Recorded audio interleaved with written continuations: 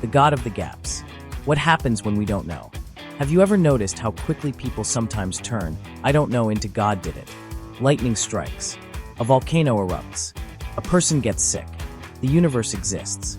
And throughout history, whenever humans encountered something they couldn't explain, there was often a supernatural answer waiting nearby. This idea has a name, the God of the gaps.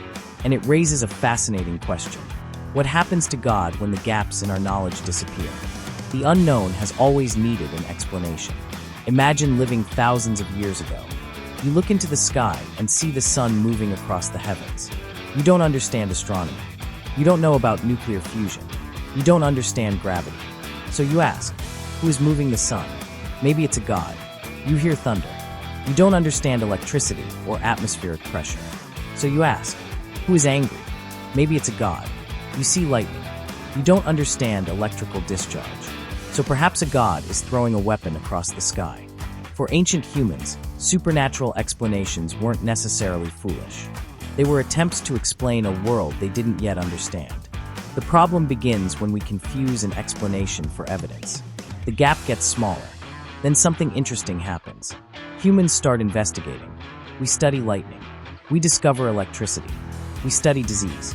We discover bacteria, viruses, genetics, and immune systems. We study earthquakes. We learn about tectonic plates. We study the stars.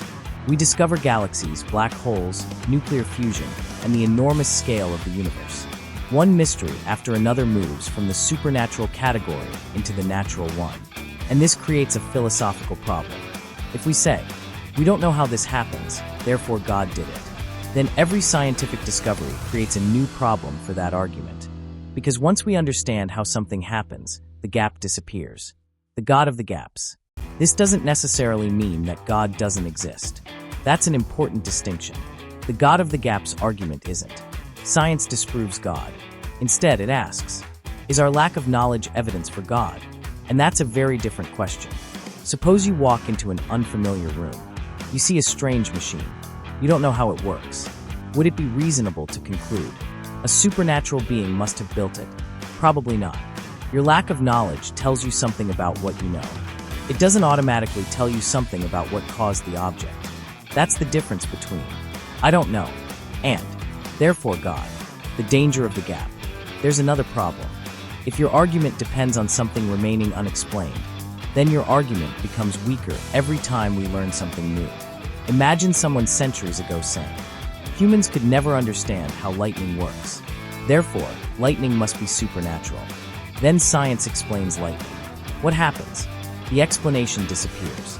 Now imagine doing the same thing with the origin of diseases, or the movement of planets, or human reproduction, or mental illness, or the diversity of life, or the formation of stars.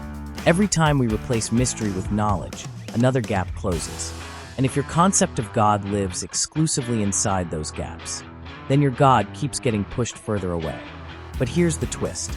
There is a deeper question. What if science eventually explains almost everything we currently consider mysterious? Would that eliminate God? Not necessarily. Because there are questions that aren't simply about how something happens. There are questions about why anything exists at all. Why is there something rather than nothing? Why does the universe have the laws it has? Why does mathematics describe reality so effectively? Why does consciousness exist? Why are humans capable of asking questions about existence itself? Science can investigate many of these questions. But some philosophers argue that scientific explanations may never completely answer every metaphysical question. And that's where the conversation becomes much more interesting. The difference between mystery and evidence. Mystery is not evidence. That's one of the most important ideas to remember. If we don't understand something, the honest answer is, we don't know yet. Not. Therefore, my preferred explanation must be true. There is intellectual power in saying, I don't know. Those three words have driven enormous amounts of human progress. Every scientific discovery began with a question. And many discoveries began because someone refused to accept. That's just how it is. So, where does God belong? Perhaps that's the wrong question. Instead of asking, which gaps can God fill? Perhaps we should ask, what evidence would justify believing in God even if there were no gaps? That's a much stronger philosophical question. Because if God exists, God's existence shouldn't depend on our ignorance. And if God doesn't exist, our ignorance shouldn't be used as proof that God does. The unknown should remain unknown until we have good reason to believe otherwise. The final question. Think about your own beliefs. What do you believe because you have examined the evidence? And what do you believe because you were taught that there must be an answer? The next time you hear, "Science can't explain this, therefore God," stop for a moment. Ask, is this evidence for God? Or is it simply evidence that we don't know yet?